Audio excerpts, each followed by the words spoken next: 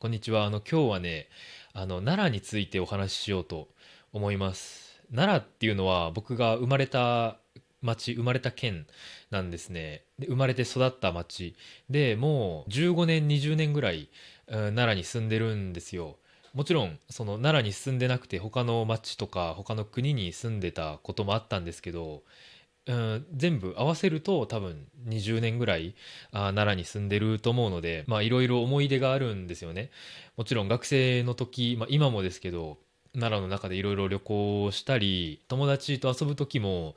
あまりお金がないですから、なんかいろんな遠い場所には行くことができないので、まあ、電車でね行ける、まあ、近い奈良の中の街で遊ぶみたいなことも多くて、でそれからその中学校は僕は一番近い中学校に行ったんですけど、高校になると高校受験があるので、僕の受験した高校はその近い人、その近くに住んでる人だけじゃなくて、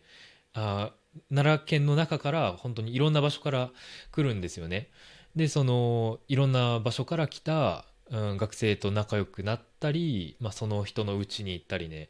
まあ本当に奈良に思い出が多いんですよ。なんですけど僕は奈良好きで、特別な場所だから好きなんですけど、あまり人気な県じゃないんですよね。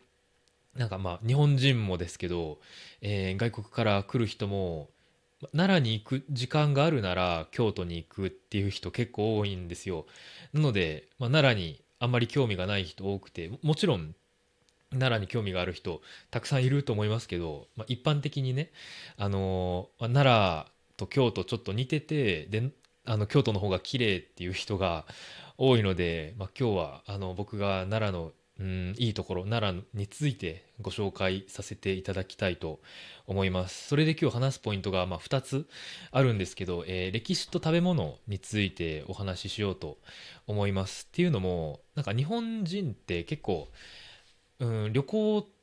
の場所を決めるときに食べ物がメインっていう人が結構多いような気がするんですよね。その観光、もちろん観光も大切なポイントですけど、まあ、この県に行ったら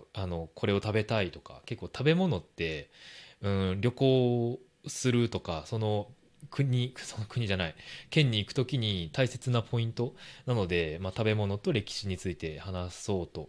思います。まあ、他にもいろいろポイントあって、なんか奈良の生活とか旅行とかね、旅行の時なんかおすすめの場所とかあるんですけど、まあそれまた別のエピソードで話そうと思います。もし皆さんが好きそうだったらね、お話ししようと思います。やっぱ奈良あんまり人気じゃないので、いろんなこと説明しすぎてもなんか興味がない人も多いんじゃないかなって思うので、まあ、とりあえず今日はこの歴史と食べ物だけ、についてお話しします。でまず最初歴史なんですけど、まあ、結構これから簡単に話しますね。その深く話すとめっちゃ長くて複雑なので、まあ、勉強みたいな感じになってほしくないので、まあ、簡単に話すんですけど、まず奈良は日本が始まってから一番最初の首都だったんですね。都だったんですね。まあ、今はもちろん日本の首都は東京ですけど、まあ、昔は奈良が最初に都になったんですね。まあそのイギリスのロンドンとかね、フランスのパリとか、まあ大きい町が多いんですけど、奈良って昔本当に大きい町だったんですよ。今は本当になんか小さくて田舎みたいな感じですけど、その時は一番大きくて、なんかシステムがちゃんとある場所だったんですね。で、その昔っていうのは、例えば今2024年ですけど、奈良が都だった時は、700年ぐらいですね。なので今から、まあ、1400年、1300年ぐらい前に奈良が日本の首都になりました。で、それより前、700年より前は、なんかちゃんとしたシステムがなかったんですね。奈良じゃない。日本にたくさんいろんな村があったんですけど、そんなに大きい村はなくて、で、それぞれの村がそれぞれのルールがあるみたいな感じだったんですけど、まあその時、その奈良の、飛鳥っていう場所があるんですけど、その飛鳥がシステムがちゃんとある、場所だったんですね。で、そこから、まあ、奈良が一番大きくなったっていう感じです。でその奈良が一番大きい時に作られたのがなんか大仏とかね、東大寺とかそういう、旅行の人がよく行くところなんですけど、その大仏とかその一番古い日本で最初に作られた大仏も日本にあるっていう日本じゃない、日本で最初に作られた大仏も奈良にあるっていう感じですね。で奈良で、有名なものってその大仏の他には、鹿だと思うんですけど、鹿もこの頃700年ぐらいに鹿は神様からの、プレゼント贈り物っていう風に思われて、でそこから今までみんなで守り続けてるっていう歴史がありますね。そんな感じで奈良が日本で一番大きいその首都になったんですけど、その後で、奈良のシステムをベースとして京都が日本の首都になったっていう感じですね。いろんな人が京都がその歴史があって、伝統的な街って言うんですけど、本当は奈良の方が古いんですね。でもやっぱり綺麗さは京都の方が綺麗だと思いますね。奈良の方がもう少し落ち着いた、あまり、派手じゃない感じなので、やっぱり綺麗なものを見たい人はね、京都に行くのが好きなのかなと思いますね。でも、歴史は奈良の方が長いんですね。で、次は食べ物なんですけど、奈良の食べ物もね、たくさんあるんですけど、全部紹介できないので、今回は少しだけ紹介します。まず最初がくず餅ですね。くず餅っていう食べ物、スイーツみたいな、餅みたいな感じなんですけど、その、日本じゃない、奈良で、くずっていう草があるんですよね。でそのクズの根からでんぷんっていうものが出るんですよね。そのスターチみたいな、餅みたいな感じですね。でそれを食べやすくしたものが、くず餅ですね。でくず餅ってもちろん餅みたいなんですけど、餅って小麦粉から作られますよね。でもくず餅ってくずのでんぷんから作られるんですよ。で餅よりもっちもち、本当にもうめちゃくちゃもちもちなんで、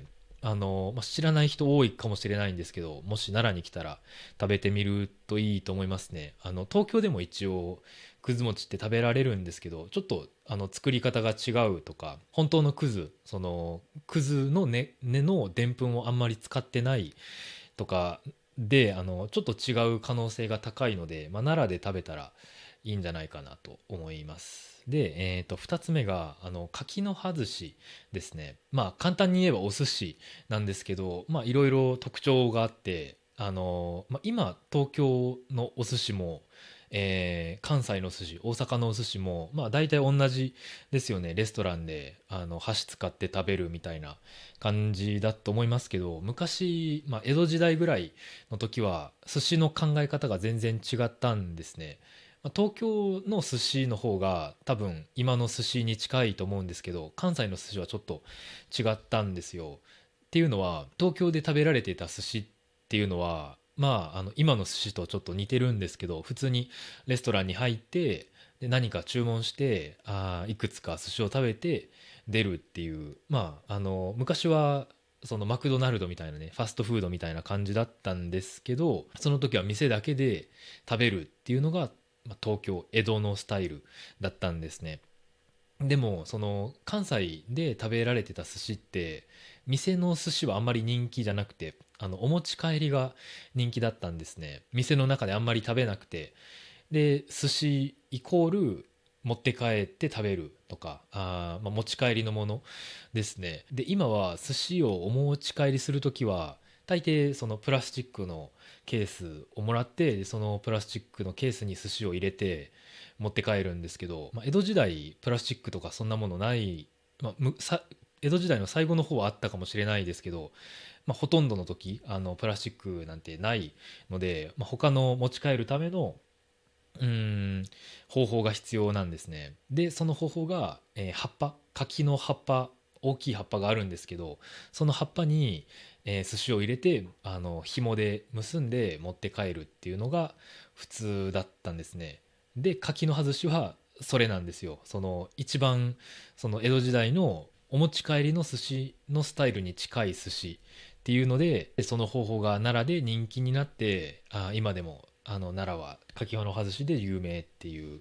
ことです。でこれも多分東京でも買えると思うんですけど、もし奈良に来たらね食べてみてほしいなと思います。で最後はかき氷ですね。このかき氷についてはあんまり日本人も知らないかもしれないですね。そのくず餅とか、柿の外しって結構有名なんですよ。奈良の食べ物で有名なんですけど、かき氷も奈良では結構昔からよく食べられてたものなんですね。これもちょっと面白い歴史があるんですけど、奈良時代ですね、さっき話した700年ぐらいの時なんですけど、奈良時代にその天皇さん、日本の王ですねに氷をあげてたんですね。氷をあげる儀式っていうのがあって、氷室日本じゃない、奈良に氷室神社っていう神社があるんですけど、その神社に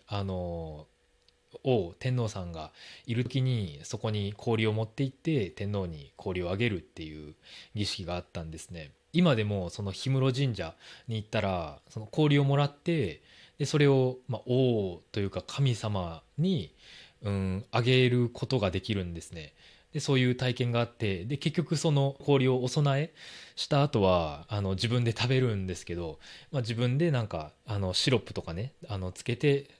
神社の中でかき氷を食べられるっていう、そういう神社が奈良にあるんですね。でその神社だけじゃなくて他のいろんな店、奈良にあるいろんな店、レストランとかカフェでもかき氷が売ってるんですけど、その奈良じゃない県のレストランではかき氷って大抵、7月と8月とか夏の間だけ、